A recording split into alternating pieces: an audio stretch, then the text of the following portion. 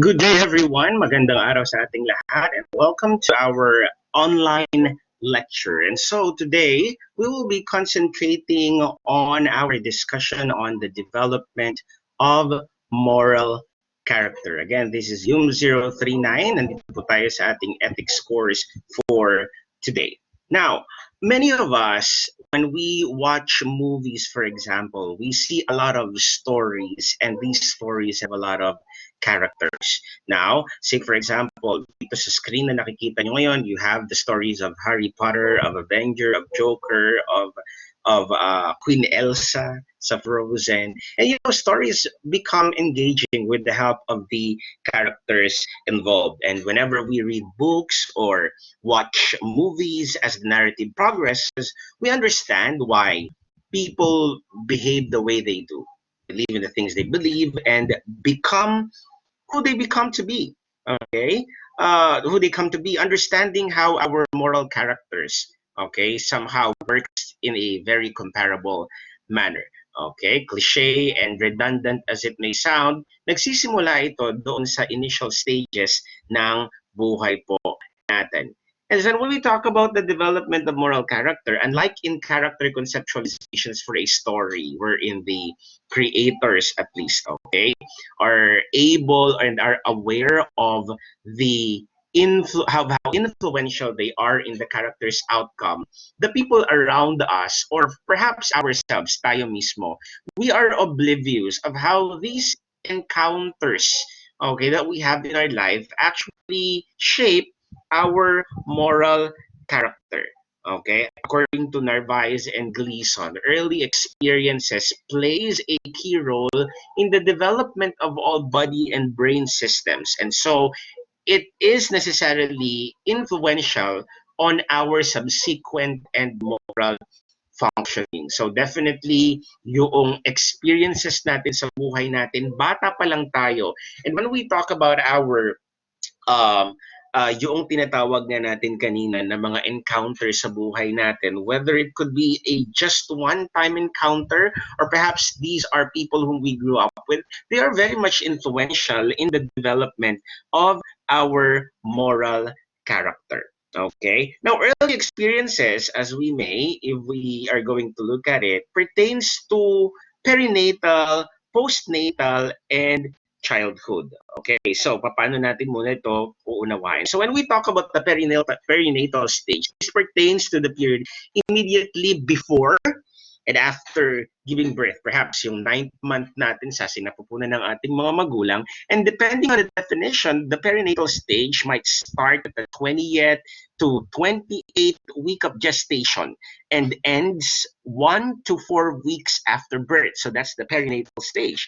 And then you have the postnatal period, which begin immediately after the birth of a child and extending for about 6 weeks. So perhaps this is the first 6 weeks ng tayo ay ipinanganak. And of course, we are very much familiar with our childhood, which is the age span ranging from birth hanggang sa adolescent stage natin. Sa developmental psychology, when we talk about childhood, this is divided up into the developmental stage of the toddlerhood or the time that we were learning to walk, the early childhood or the play stage natin, the middle childhood, okay, school age natin in adolescence, yung puberty and post-puberty.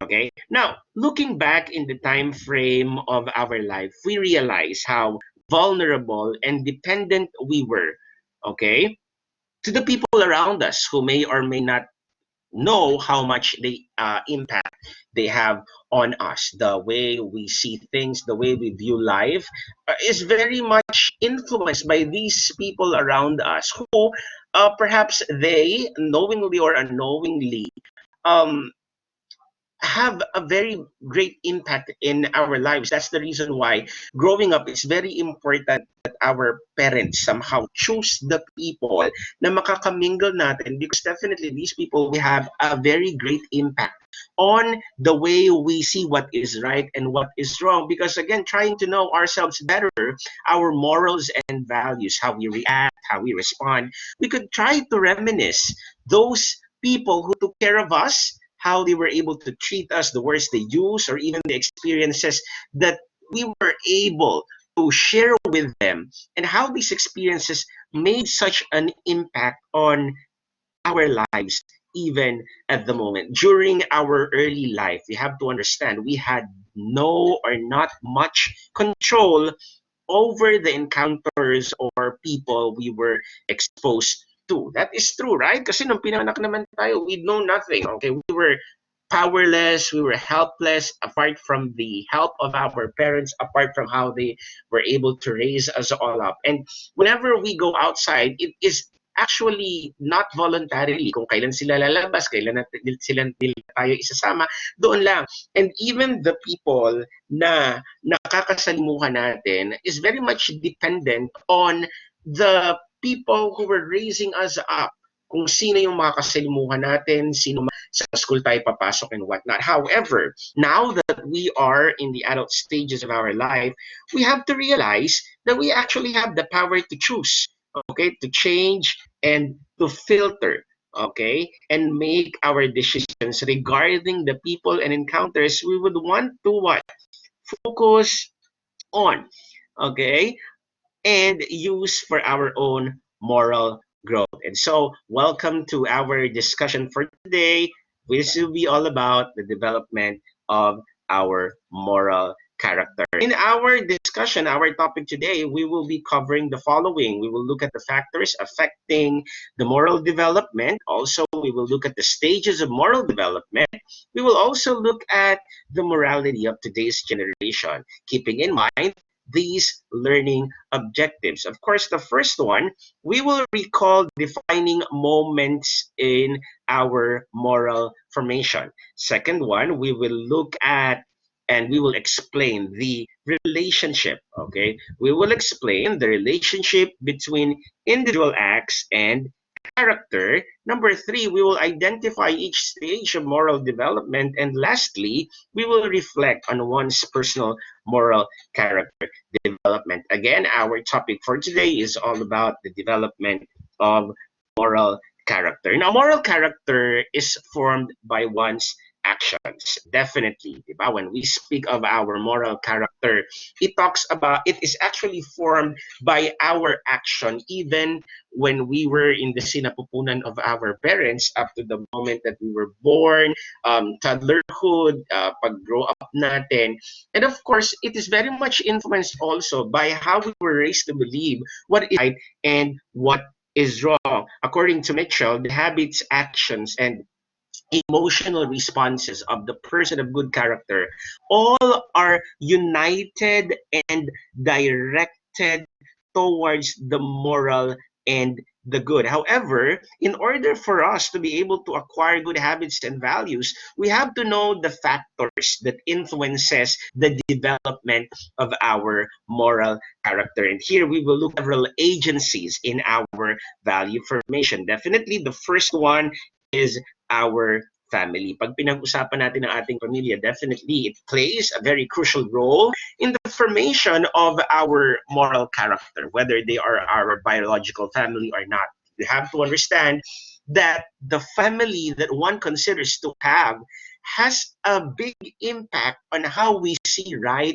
and wrong. And even the modern time composition of the family right now, because before, when we speak of the traditional type of a family, you have the mother and the father, and you have your siblings around you. But then again, in the Philippine context, we also have the concept of very extended family. But the current concept or the modern concept of family is very much different. Before, we only have the father and the mother and the siblings. Now we have the father and the father, or the mother and the mother. Okay, sometimes we tend to look at how we try to develop our moral character in light of how we see right and wrong doon sa kung papaano na sa atin ipinakita yung tama at mali ng ating pamilya.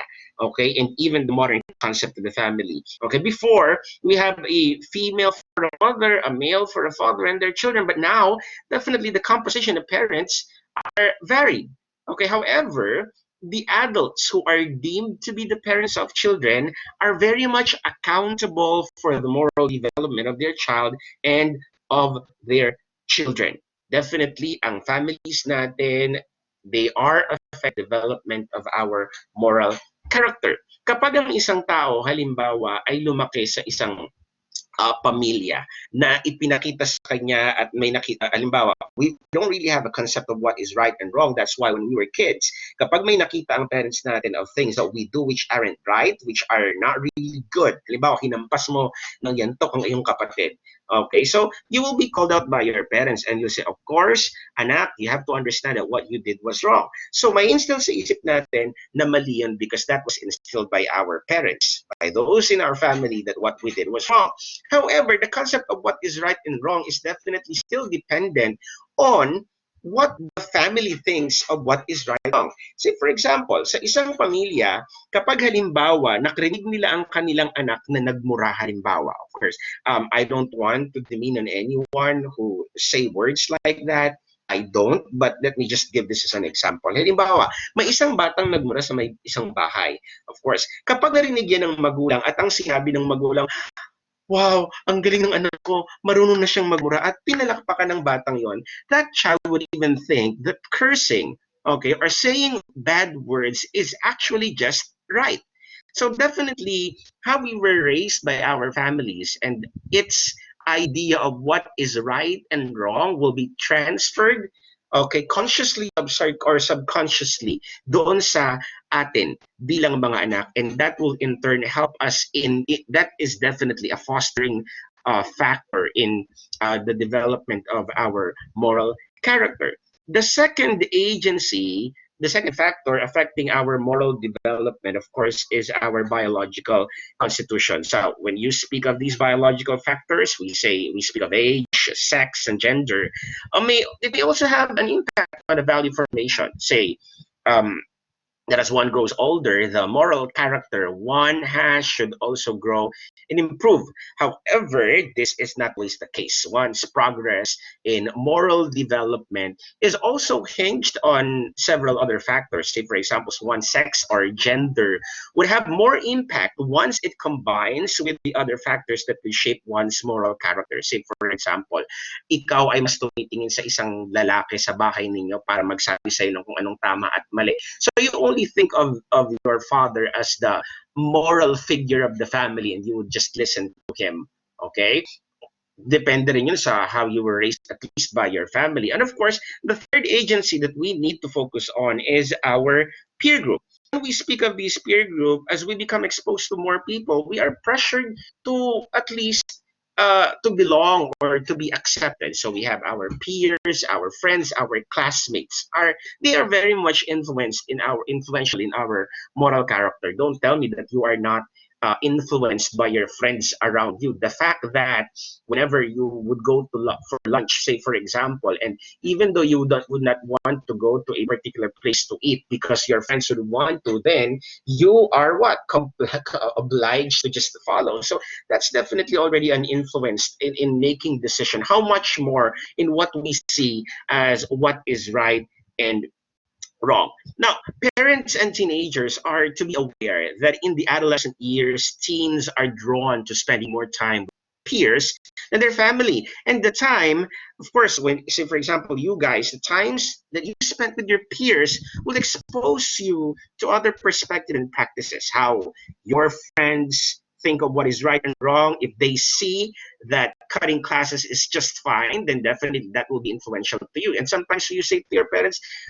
mommy, daddy, they will not be influenced, they will not influence me anymore. I know where I stand. But come to think of it, people, you have to understand that even the way you speak is being influenced by these people around you. Yung mga salitang hindi mo naman ginagamit dati, ginagamit mo na ngayon. How much more the perspective, the worldviews, the ideas of what is right and what is wrong. And being with these people would definitely test your existing set of morals, which you were able to found or to establish back at home. Now, definitely then itong yung pamilya natin, okay, the foundation of our moral character in the family should be strong so as not to be swayed by anyone outside. Okay, that is the reason why our parents would always tell us to be very much careful in choosing who our friends should be.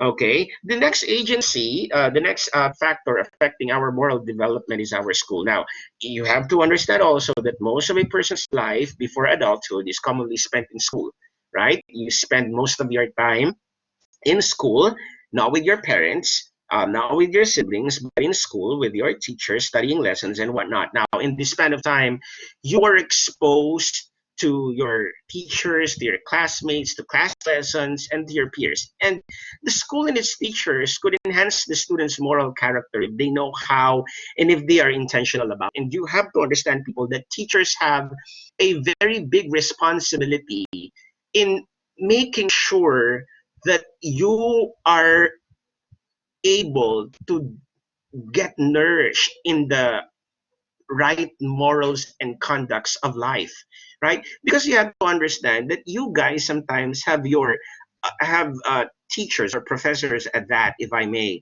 that you look up to, and somehow whenever they say something, you feel like whatever they are saying is actually a part of the Bible, the whole truth. It's like a Bible truth to you. So the school is very much a place where the foundation of your morality will somehow be strengthened or totally abolished. Okay, that's the reason why, say, for example, when you study the concept of philosophy, I mean, in ethics right now, since this is our discussion, kapag pinag-usapan natin, say, for example, we talk about the concept of euthanasia and whatnot, which we did a couple of lectures ago, yung sinasabi ng teacher ninyo, which are very much influential on how you think about what is right and what is wrong at the moment. And a lot of those things would happen in the future just the same. That's the reason why also parents are very much careful in choosing where their children would actually study, because the schools are very important, an important factor in the development of moral character. And lastly, is our community. And when we talk about this community, to be a part of it means to also share their beliefs or practice their traditions or culture. A community could pertain to a locality, a neighborhood, a town, a city, or even a nation. And the traditions of our community are very much influential in how we view what is right and wrong. And when you talk about the traditions of our community, you talk about the culture of our community. And when you try to establish and you are strengthened in that culture, you have to understand that that definitely affects your idea of what is right and wrong. And so as we proceed, we will now look at the stages of moral development of individuals. Now, let's face it, the development of our moral character is not really overnight. You are in class and you are in school, and definitely hindi pa buo yung ating paniniwala ng kung ano ang tama at mali. There are moments that our ideas, our values will be challenged. Okay, and it's all up to you whether you will embrace that former belief, and it's all up to you if ever you'll be abolishing it or whatnot. But what is important for us to understand, excuse me, is that we have to be made aware, okay, of what we do, because you have to understand that human beings are not born with moral virtues, but we have the potential to choose and control our actions through repetition until they become habits embedded in our character. Of course, definitely, if the habits we have formed are good, they can be regarded as virtues, and these will be easier to do. Okay, these will be easier to do. Um, excuse me.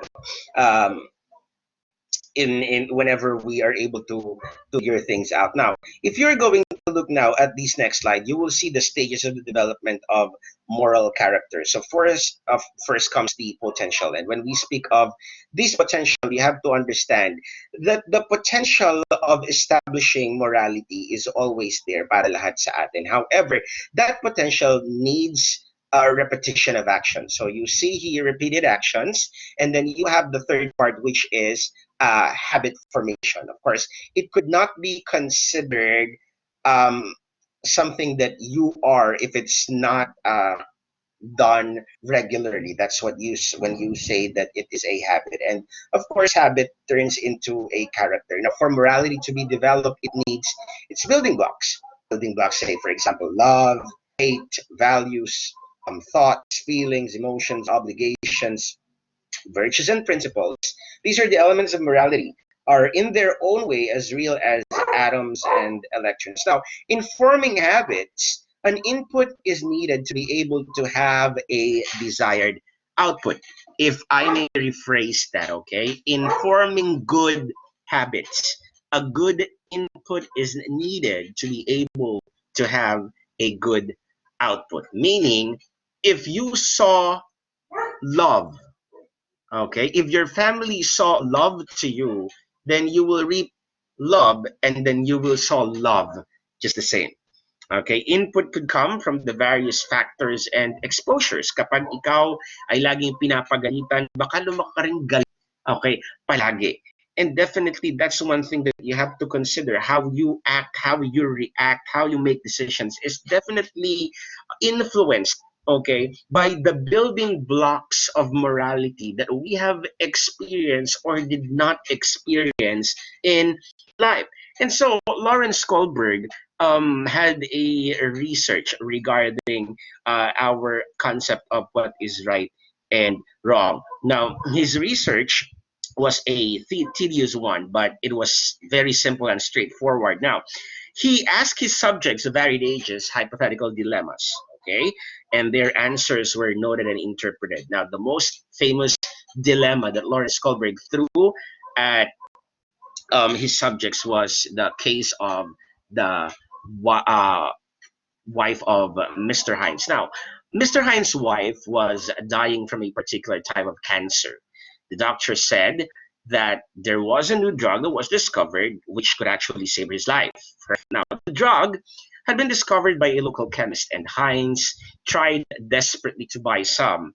However, the local chemist was charging 10 times the money it cost to make the drug, and this was much more than Hines could actually afford. And so, Heinz could only raise half of the money, even after all the help from the family, friends, and whatnot.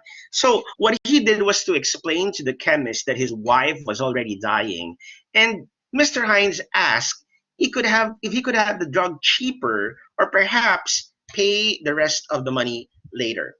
Now, the response of the chemist was this: he refused, saying that he had discovered the wonder drug and definitely he was going to make money from it. And so, left without a choice, Mr. Hines was desperate to save the life of his wife. And so later that night, he broke into the chemist's lab and stole the drug. And so Lawrence Kohlberg asked a series of questions, which are the following. The first one is this: was it right for Heinz to steal the drug? Should the Heinz have stolen the drug? The second one: would it change anything if Heinz did not love his wife? What would his decision change kung hindi niya mahal yung kanyang asawa? The third question of Kohlberg was this: what if the person dying was a stranger? Would it make any difference? And lastly, the question was, should the police arrest the chemist for murder if the woman died? Perhaps some of us would have differing answers, okay, to this question, okay, posed by Lawrence Kohlberg. And so let's now proceed. And from this um, uh, study of Lawrence Kohlberg, he was able to uh, make a categorical explanation of the moral development of the human beings. And so we will now be proceeding with Lawrence Kohlberg's stages of moral development. The first stage of moral development is what we call as the pre-conventional stage. Okay, now these moral development theory presents a six-stage theory involving three levels of moral reasoning, categorizing progressive change in person's moral development. So we'll start from level one up to level three and see how the progress of the moral morality of the person is developed or has changed. Okay, in those instances. Now, the theory involves three levels of moral reasoning, and each of the three levels contains two separate stages. Now, the first level here is what we call as the pre-conventional level. So here you can see, you scratch my back, and I scratch your back. The first stage of the pre-conventional stage, perhaps this was during the early years of our life when we were born and we don't have any capacity to understand what the differences are between what is and wrong. The first stage here is the obedience and punishment orientation, where the physical consequences of an action determine its goodness or badness, regardless of the value of these consequences. The avoidance of punishment are regarded as values in their own right. So the reason why we follow, okay, the people around us is because we avoid punishment.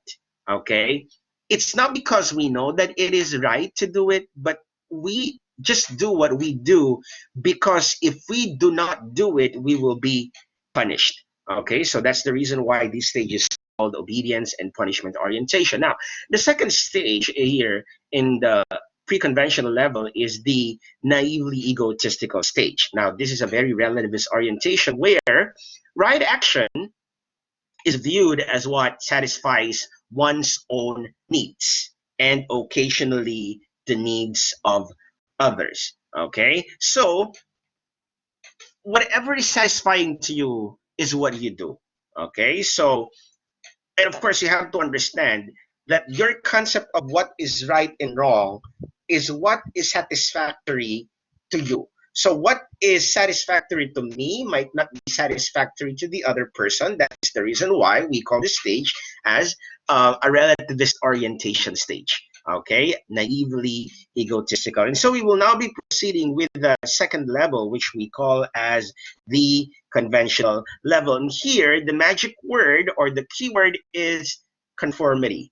Okay, meaning conforming to others' expectations is seen as valuable, own right, regardless of immediate consequences. And here we divide this into stages three and four. The third stage here is what we call as the good boy, nice girl orientation, where behavior which pleases or help others or is approved by others is viewed as a good behavior. Meaning, when other people are pleased with you, then that is the right behavior. We gain acceptance, we gain approval and praise by being nice. Diba? Say for example, kapag nakita ka ng nanay mo na tama yung ginagawa mo, sabihin sa'yo, ang galing-galing naman, ang bait-bait naman ng anak ko. And of course, when you are said of those things, then it's just like an approval, and so you think that it is actually right. Okay, stage four is what we call the authority law and the order orientation, where doing one's duty. Now, remember this, doing one's duty, showing respect for authority, and following fixed rules is viewed as demonstrating good behavior. So it's all about what? Maintaining social order for its own sake rather than out of fear of punishment. Meaning, we obey the laws not because we are afraid to be punished, but because that is the right thing to do, because we are dutiful. It's there's a sense of duty, okay, that makes us follow the laws, rules of the land, which are very much necessary. Now, we will now be proceeding with the third level, which we call as the post-conventional. Now, again, the first level is the pre-conventional level, the second one is the conventional level, and the third one is the last one, and supposedly the highest of all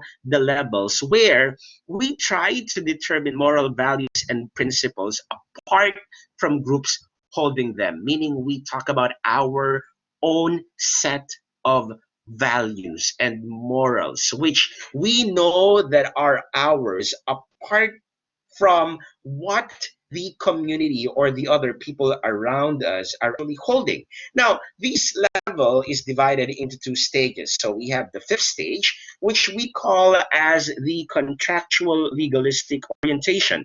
Now, here, correct action is viewed in terms of general individual rights and standards that have been accepted by the society. Now, the key idea on this stage is all about the legal point of view. Okay, meaning we follow it because there might be legal repercussions definitely if we will not be able to follow the laws of the land. And the last stage, which is very much important, and I hope that as we move along with life, we will see how our morality has developed already. And if not, perhaps, hopefully in the future, we will be able to have to be on this stage already, which is the sixth stage, and we call this as the conscience and principle orientation stage, where the right thing to do is determined by conscience in accordance with personal ethics. So you talk about how we try to embrace the views on our own apart from the people surrounding us. So this is where you stand on your ground and your deeply held moral values and whatnot. So this includes universal abstract principles of um, justice. Now, there are several studies which challenge the study of Lawrence Kohlberg. Some studies stated, though, that Kohlberg's theories tries to have a universalist perspective. Okay, people from different cultures, they say, could have different ways in forming moral character.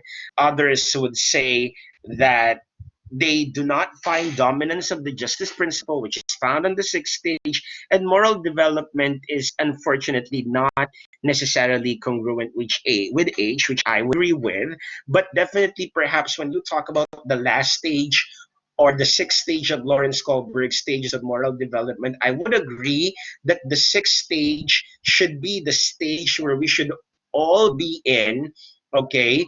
Uh, uh, in the stages of our life, kung ito ay dumarating ng mas maaga, the better. But again, katulad nga nung mga those studies which challenge Lawrence Kohlberg's idea, hindi kasi natin makikita yun na sabay-sabay tayo pare-pareho. There are people who have already known their own set of moral principles early on in life, but there are people who, despite the fact that even though they are married already, perhaps, or even if they are dying already, they still have not been through that stage, okay, to the stage here. Now, after Kohlberg, other models for moral development emerged, but Kohlberg's foundational contribution to the study is very much significant on how we view stages of the moral development of the people. Okay, and so we will now be looking at the morality of the generation of today. Now, in a globalized world, commitment to morality would be more challenging. Okay. Now, Pauster in 2014 asked the question, what is morally acceptable? Okay, so I think this was a survey that he conducted, and he posed the question, what's morally acceptable, specifically on issues such as extramarital affairs, gambling, homosexuality, um, abortion, premarital sex, alcohol use, divorce, and contraception use. And the answer to this poll was it depends on where in the world you live. So here, the answer is very much contextual. It all depends on the world you are in right now, in the community and the culture that you belong to, and what they view and how they view what is right and what is wrong. In a survey conducted by Pew Research back in 2014, it was found out that there are still a lot of people who stated that belief in God is essential to be a moral person. Although in that study, it was found out that those people who still believe in the supernatural is very much limited to the poorer countries. Perhaps from the philosophical perspective, you talk about people believing in the supernatural are those who have to hold on to something greater than them because they knew for a fact that they can't do everything in life in comparison to perhaps economically advanced countries, first world countries at that, who feel like they can do everything in life, they can manipulate our life and whatnot. However, in the Philippines, 93% believe that belief in God is still necessary to have morality. Okay. Now, despite the digital divide, many still enjoy the possibility, possibly and possibly suffer the plethora of information given or even enforced to be digested by the sources of information around us. So it's very much important to have our own quiet moments for self reflection, which somehow has been so elusive in a very fast paced and a very dynamic world around us. Now, morality is very much influenced by culture, religion, and education. For one to learn it, it has to be taught directly or indirectly, and it has to be observed in words and in practice. Better yet, to be experienced in one's interaction with other people. That is, if the morality defined at home is the same morality developed in school or church or community, that is actually good. However, there will be moments where incongruences would happen, okay, where we try to perhaps question the morals that were established at home, particularly when you are outside of home, when you are with your peers, when you are listening lectures in class and whatnot. But then again, for me, honestly, it is just okay for our set of beliefs to be questioned because that would be the moment that we'll be able to establish in ourselves whether the beliefs that we have embraced so far in life is right, okay, when they are questioned. So after these beliefs and morals are questioned and you still find out that it's the right thing to do, it's the right morals that you have to embrace in your life, then well, then good, at least you were able to prove that you were right all along, okay, and that is very important. Now, despite the reliance of parents on schools for their children's education and moral formation, much of the learning, and this is something that parents should understand and recognize, starts at home. And the earlier parents or guardians understand this, the better the moral installation would be. So, as we wrap up our discussion on the development of moral character, definitely nag-uumpisa yan nung tayo mga bata pa, and it is affecting how we view what is right and what is wrong at the moment. Perhaps those figures, as we grew up, those figures growing up, whether intentionally or whether consciously or subconsciously, they have made a great impact on what we see as is right and what is wrong. However, students as you are at the moment, and right now that we are talking about the concept of what is right and wrong, we are studying Hume 39, which is ethics.